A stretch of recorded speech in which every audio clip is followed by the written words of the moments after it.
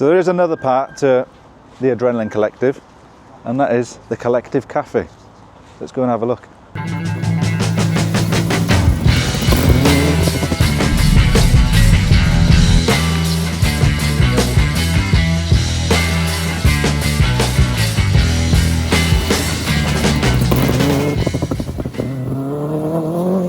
Good morning. Good morning. So this is the Collective Cafe, is it? Yes, welcome to Collective Cafe, yeah. This is the cafe and... So what have we got? You got a bit of everything? Bit of everything, all the usuals? All the classic coffees except made better. We'll be the judge of that. But that's the thing, cars and coffee is a bit of a thing, isn't it, really? It's a big thing. So it makes sense to do this. Yeah, and you can imagine the morning clubs with the, you know, all the car clubs come over and some people just want to come and have a look at the cars, don't they? And it's a good excuse to have a coffee and have a look at the cars. And absolutely. It's a bit of everything. While we've been setting up and getting this cafe ready, it's just been, the response has been amazing. Oh really? Yeah. People have been loving it, you know. Are you a car guy? I'm a car guy, yeah, I love them. I actually love them, yeah. That helps. It does help. I get to look at these beautiful cars all day. Yeah. Not too bad. Drive a few. Yeah. So have I this morning, actually. Let's drive a cup of coffee. What are you having, Chris? Chris behind the camera, what do you want? Make sure you pour it all over the dial. on camera as well. Good camera. No hiding from the camera. You sit down here, have your coffee, and you can look at my ratty old Cayman. The little Adrenaline Collective. Because it's for my boss for the day, because I'm the apprentice. Quick stock check, and then we'll just have this one here? This. We'll just gloss over that one. Well, it needs a glossing over. It's the same level as dirtiness as my BM there, look. I'm embarrassed to park out here with that video I could part exchange it for something in there. You can have the spider webs, the cobwebs I'll for free. keep them, yeah. So a little bit of a stock check, and then we can have a chat about like how we know each other and a bit of your rallying. Sure. And then we'll stick some of your, because the rally car isn't here, we'll put some footage of the rally car on. And it's always here. It's just, we did that rally at Ceredigion, which was the best rally ever.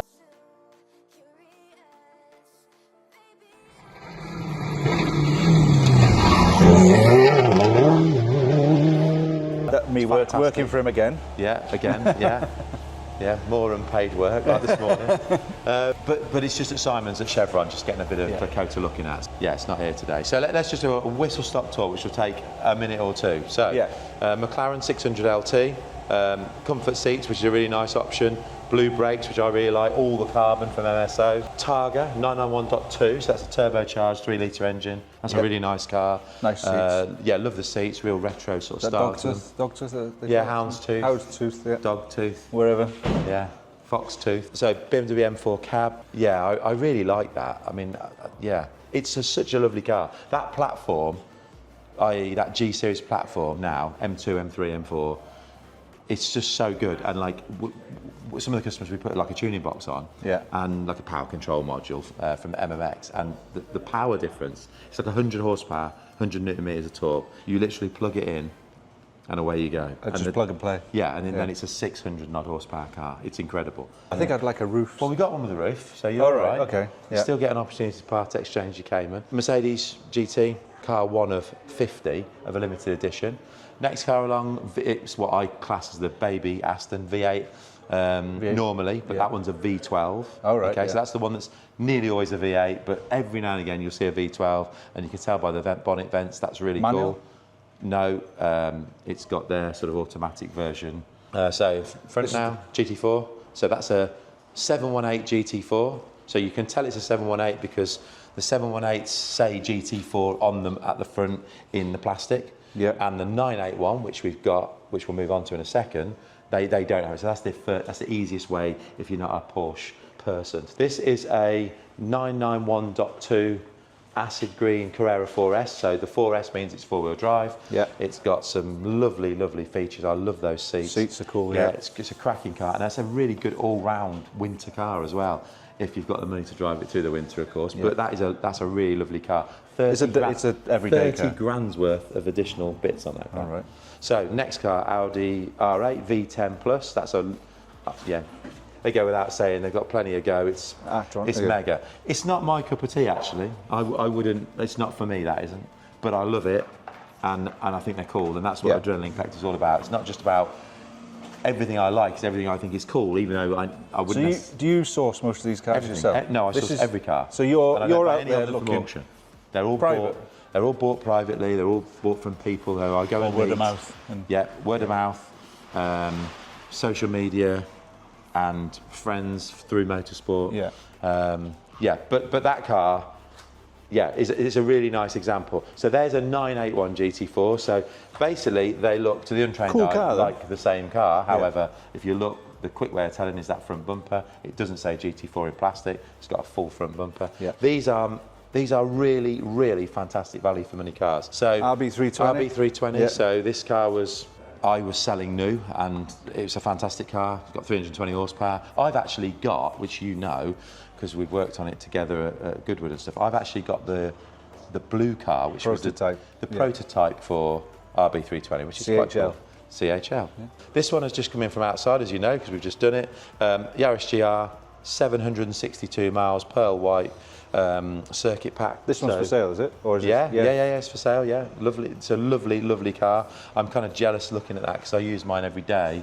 Yeah, and you've turned into a bit. Rich was a Subaru man, and that's how I know him. Oh, I'm still but now he's turning into a GR man. You are the GR man at the moment, aren't you? You got 3 of these. It's like a new Subaru. Yeah. It's like a new Subaru. It's fantastic. But it's the only homologation special that is out at the moment, isn't it? It is, and to drive, I think it's really, really good. Because it's not a Yaris, is it? No, it's just called the Yaris. It's literally got some headlamps of a Yaris and a radio area and some wing mirrors or something, but the rest of it is nothing to do with Yaris. So this, as we discussed earlier, is a Morgan, but it's basically a 340i BMW underneath. So you can map this up to be a really fast car. Yeah. That's a good car. If you buy this, you throw in a free scarf and goggles. Goggles, yeah. This is a purple throbbing Urus. Look at the size of the calipers on this. They're unbelievable. Look at the brakes. They're going to be that's a lot of money. That 10 piston caliper, yeah. 10 piston. 10 piston caliper, yeah. Yeah. Big ceramic disc, that is really big. So behind you, super leggera. So that means essentially super lightweight Aston. I'm not sure it is, though, isn't it? It's not light, that, is it? It's not light. No, it's just lighter than an average Aston. Right. And it's beautiful. I mean, I always look at that grille and think, who came up with the idea to make that grille? This is why an Aston... Are these the ones that... No, these aren't the ones that move, are they? No. That is a fixed thing. Obviously, from my sort of engineering background, working at ITG, I remember buying big pieces of tooling to be able to create plastic things. Let me tell you, that is why an Aston is as an expensive car as it is, because it's got things like, let's make a grille for this car and let's make it look like that, because it's... Yeah, all this detail on these cars is incredible. This thing here, that's an air scoop. So instead of having a great big spoiler, the air comes through the side of the car here and then pops out through the back here. And that's what creates its downforce. Right. So instead of like a Porsche with a big spoiler, they've really thought about something different because they didn't want that look. GT4 RS, this is cool. Yeah, it's the car of the moment. To me, cars of the moment, PDK GT4 and GT4 RS. And then obviously P25, which you heard start and we moved in. Yeah. My white Spec C, which I've had for a little while, which is really only in here because my rally car was in there, but my rally car, as we said, is just having a little bit of therapy after Ceredigion. Another GT4 RS, which I've just sold to my friend over in Ireland, who's been an absolute chore to deal with. Dave, I hope you're listening to this, mate, because you are a proper pain up the arse. Do you want some arch liners for this? I've got one. All right. I just haven't put it on. Mini, we spoke about. Yeah. So that's it. That's the brief. So that's a good explanation. Stock check. Right, stock check. And shame we haven't got any rally cars here. We've usually got Colin McRae's Y4 FMC. That's the car. Yeah. That's who's not Colin McRae's anymore. It is Ollie Benton. Well, Stephen Ollie Benton. Yeah. And that's a. I've been in that car actually. We went round Castle Coombe. Yeah. I know Rich from rallying days, basically. I probably met you. I was talking to the other lad. I think it's probably about 15 years ago now. Maybe more. It's got to be, yeah. Maybe more than that. It goes really quick.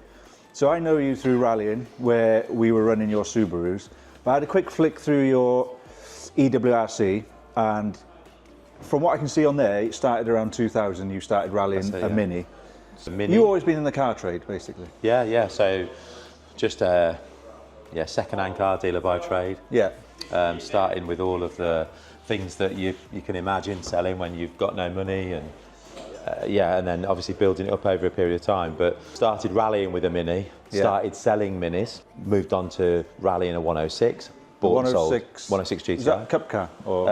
It wasn't actually. It was a welding cage in a car that safety devices had done. Yeah, I guess start from the beginning. So Mini 106 Fiesta. And what I was finding was if you were rallying those cars, you could sell lots of them. Yeah. So you start rallying that car. Is that old saying, isn't it? Race on Sunday, sell on Monday. Yeah, exactly, yeah, and that's exactly what was happening. I was rallying a Fiesta and then went out and bought 10 Fiesta ST 150s and had on my website a picture of me rallying a Fiesta and a line of 10 Fiesta ST 150s. And then the next thing you know, people are just coming to me rather than Ford, so I was selling lots of Fiesta ST 150s. That was the same with 106 GTI as well. Went off to buy an ex-Mark Higgins Teg sport car. And it was a good car. Impreza. Yeah. So this is when I started working with you then, isn't it? The Impreza era. Yeah. So I knew Jeff because I was and ahhing when I rallied a Mini, about rallying a Micra. So I knew Jeff Jones. Yeah. And Jeff said, why don't you come and have a go in one of my Subarus? Yeah. That was the start. I went to Jeff's, I jumped in a car, and Jeff was really good to me back then. You know, he helped me massively. Yeah. He's the one who helped me get into a Subaru and start rallying a Subaru. And with that car, which was, to be fair, a very standard car, I just managed to, I said, well, let's do the National Tarmac Championship in a Subaru. Yeah. So rallying is not just gravel, it's tarmac as well. And you've been doing tarmac stuff, haven't you? Yeah. So do you rather tarmac rallying to, like, say, track racing or something like that? What was the rallying? What made you want to go rallying instead of... Well, I went rallying on both surfaces for a bit, but I was literally just sick of spending the money fixing stuff and, like, you know, plastic bits falling off and bits getting... Rich likes his things tidy. I like stuff neat, tidy and clean. That explains that. I thought if we do a tarmac, if we can get a sponsor or get some sponsors or even promote my own business, I can make the car look nice. Look good, and I can keep it looking nice. So I think, you know, that's my rally car's as smart a looking thing as this one here. It's a really nice thing. That's why I always enjoyed working with your cars, because everything was tidy and everything was clean and it was all in its right place. Yeah. And we had a good crack as well, didn't we? Mate, we've done some great rallies over the years. Belgium and all sorts of... We did pick you out of a ditch in Belgium, didn't we? You did, yeah.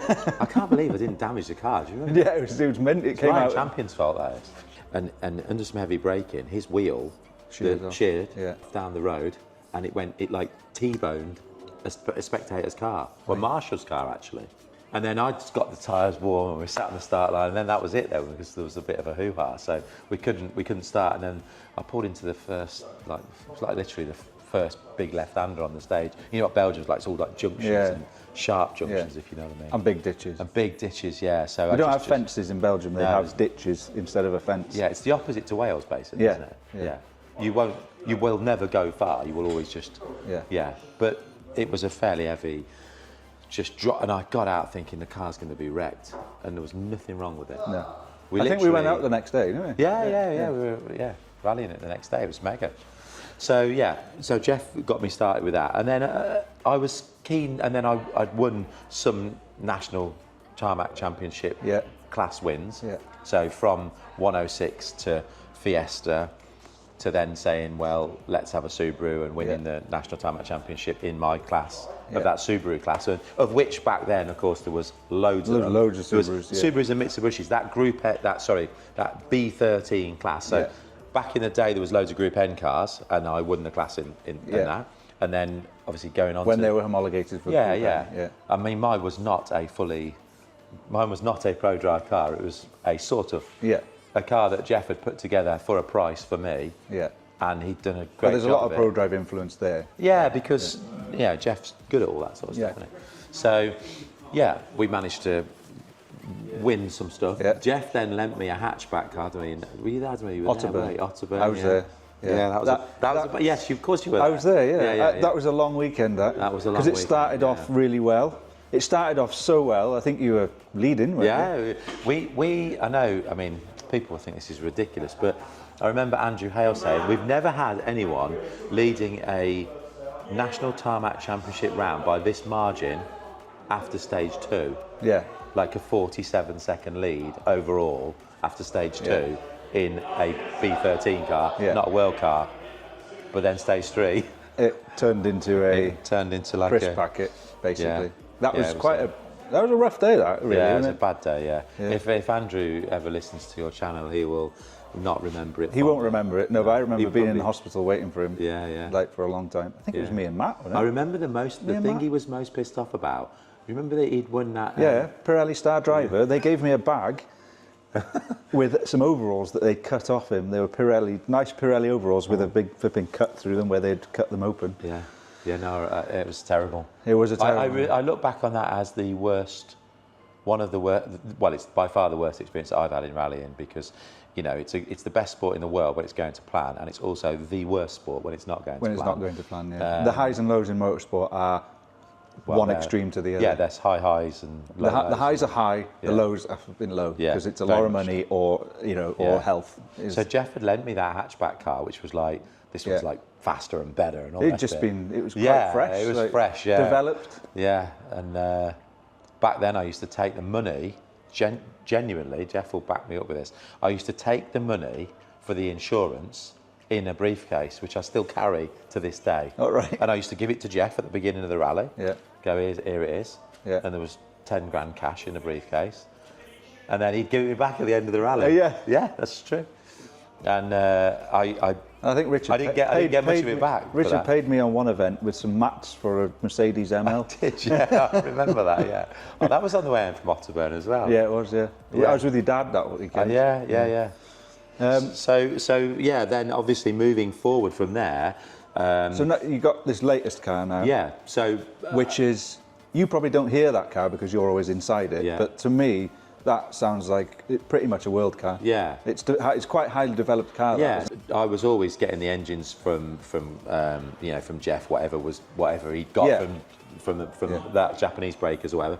But then I thought to myself, after that hatchback accident, I'm going to build my own shell. Yeah. So set to Matt Edwards, Jeff, and probably Nobby and the rest of the boys. I was still there then. Yeah, just you were about. Still there, yeah. Still hanging on in there. I was still there for a bit. So Tim, Nobby, Ali, they were all there and involved on and Matt Edwards was the guy who was doing the sort of shell prep for that. Yeah. With Jeff's ideas and so on and so forth. So there was a lot of thought went into that car. That would have been. Yeah, Nige, yeah. He's an ex-Pro Drive fella, isn't he?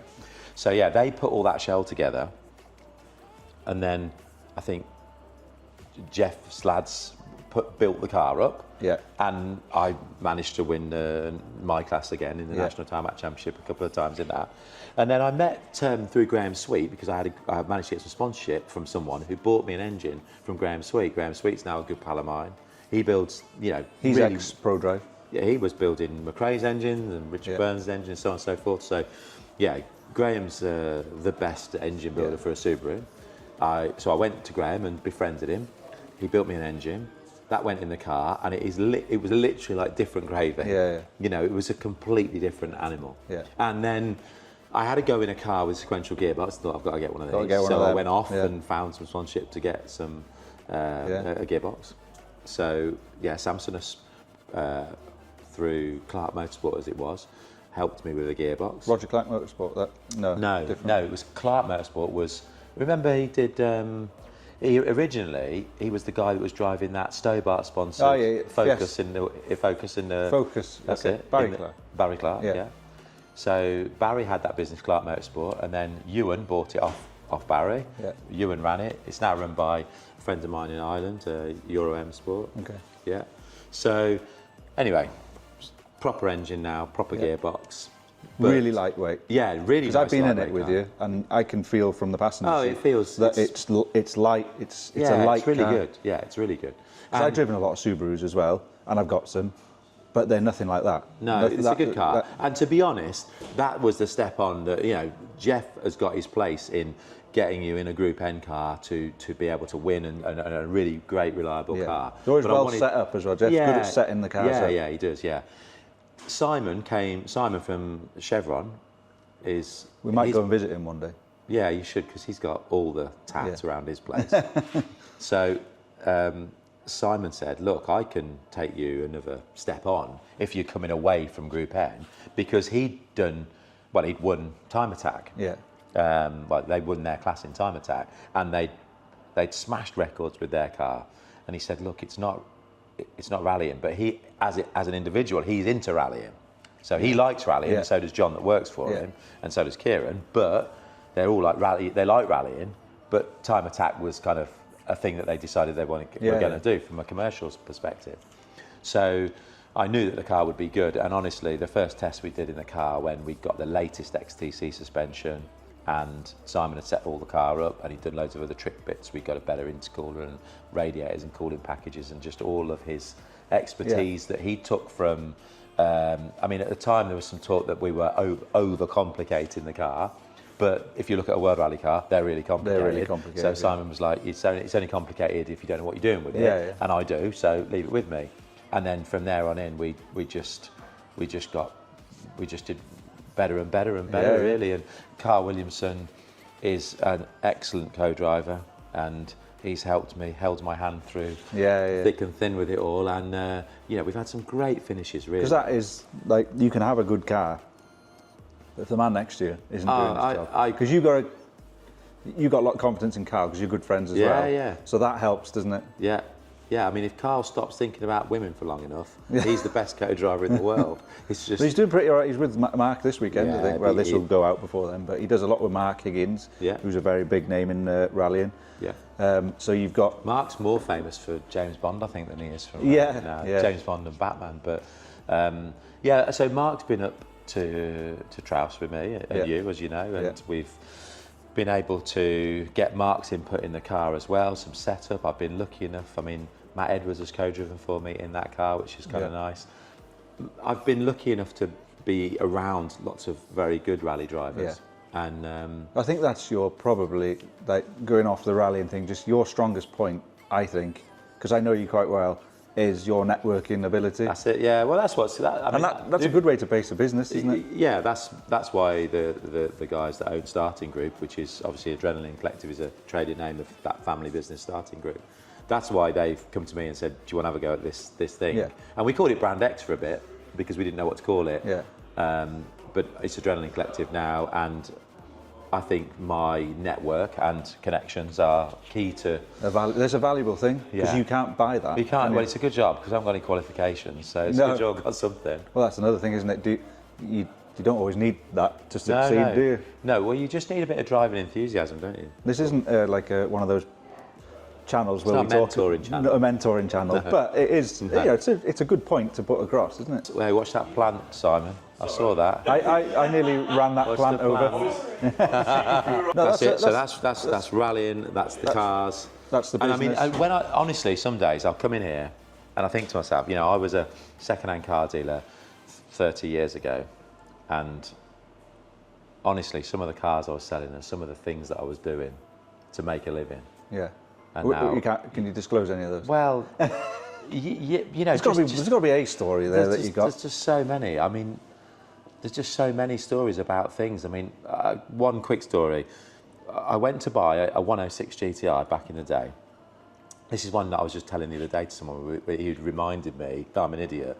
So we go to buy this 106 GTI. We get there. The car's not what the guy was saying, but I've got a one-way trip for my parents who were living in Poole to get this car. Okay. And I get there, and it's not the car that I was hoping it would be.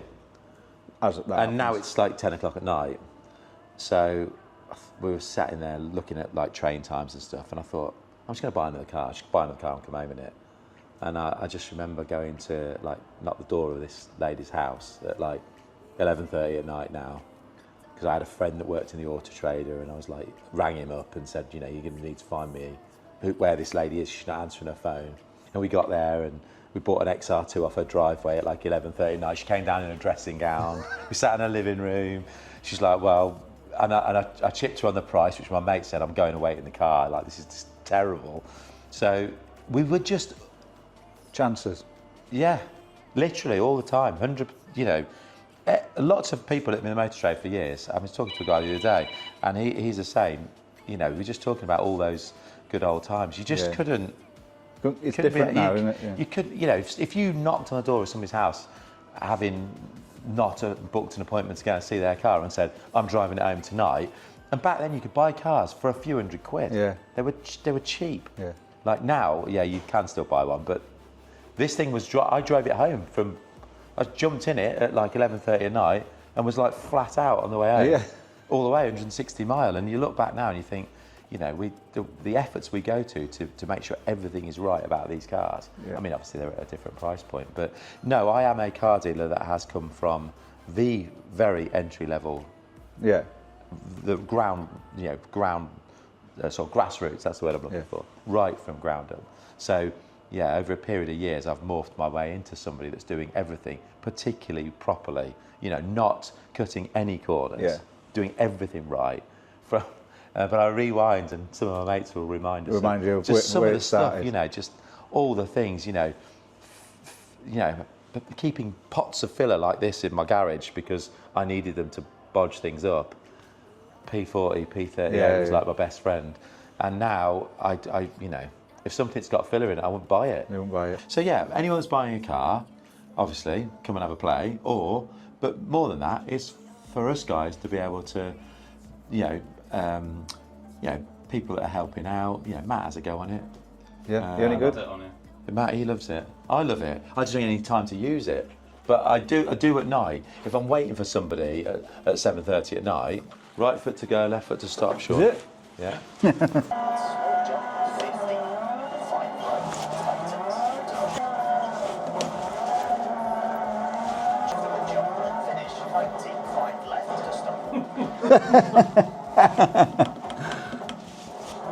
That was nearly a good time then. I crashed into the finish board.